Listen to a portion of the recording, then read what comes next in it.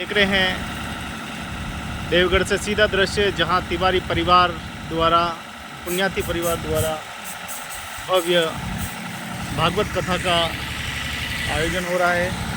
Marriage garden Subhash Shastri Nagar में ये पूरा प्रसंग सजाया गया है। आप देखें कि यहाँ जनरेटर की व्यवस्था की गई है और धीरे धीरे बरसात भी स्लोली आ रही है। ललित जी भाई साहब लगातार नेतृत्व कर रहे हैं। देखिए पूरे चप्पे पे नज़र है लाइट वाले भाई साहब की, क्योंकि बरसात का दिन है, बरसात की बूंदें भी आ रही हैं।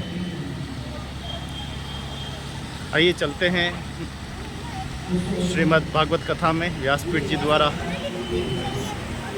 सभी भक्त विराजे हुए हैं। भागवत को जो है भक्त्या भागवतम शास्त्रम, ये भगवत भक्ति से समझ में आया है। जिसके हृदय में भक्ति है, भगवान के चरणों में प्रेम है, उसी को ये समझ में आता है। कोई किताब का नाम भागवत नहीं है। भागवत का मतलब है कि जिसमें भगवान का चरित्र वर्णन या भगवान के भक्तों का चरित्र वर्णन। भागवत में 4 अक्षर हैं जो हम सुनने जा रहे हैं, उसके बारे में थोड़ा सा जानकारी। भागवत में 4 अक्षर और एक अक्षर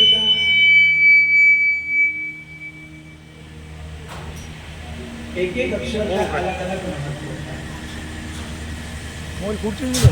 सर्वेषु लोकेषु इति भागवत, जिसका प्रकाश सभी लोगों को, केवल पृथ्वी लोक में है ये भागवत पढ़ी जाते या सुनी जाती ऐसा नहीं।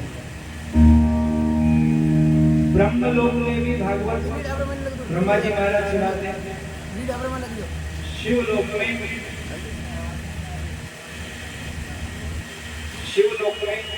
भगवान शिव इस भागवत को पार्वती को सुनाते हैं। सब जगह इसके प्रचलित है। तो भाति सर्वेषु लोकेषु, दूसरा अक्षर है गीयते नारदादि। नारदादि ऋषि मुनि जिसका गान करते हैं उसको भागवत कहते हैं।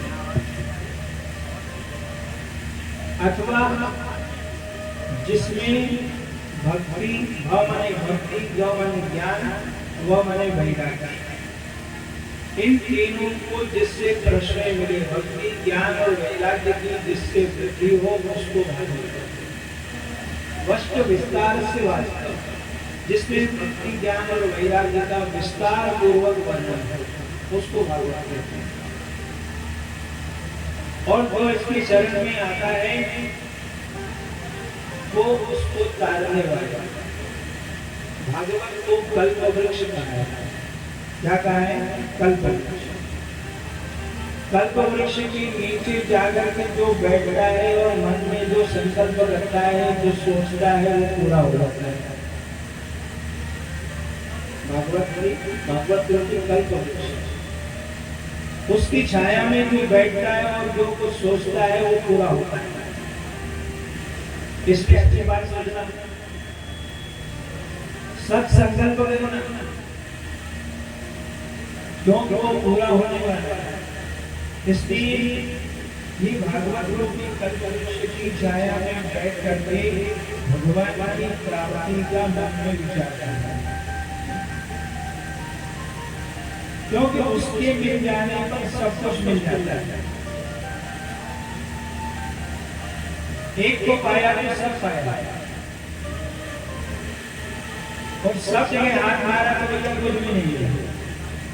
इसलिए एक केवल इस भागवत को पकड़ के रखना, इस कल्प वृक्ष की छाया है, उस परमात्मा को प्राप्त करने का उद्देश्य है।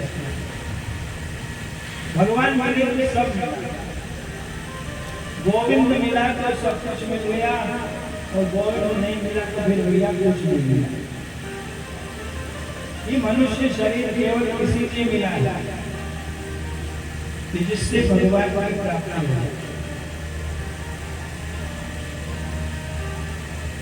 संसार के विषय या संसार के पदार्थ को सभी को प्राप्त होते हैं।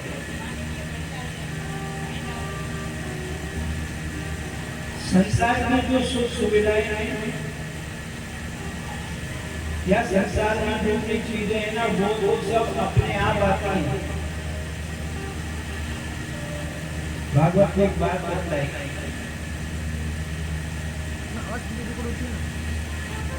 जैसे बाजार से हम कोई अनाज लाते हैं, गेहूं का पैसा देते हैं, क्या देते हैं? गेहूं का पैसा। कोई गेहूं बेचते हैं, दुकान वाले को ये नहीं कहा जाता कि इसके साथ में थोड़े कटकर भी भेजना है, इसके साथ में थोड़ा कचरा भी भेजना है, या अमुक अमुक चीज भेजना है।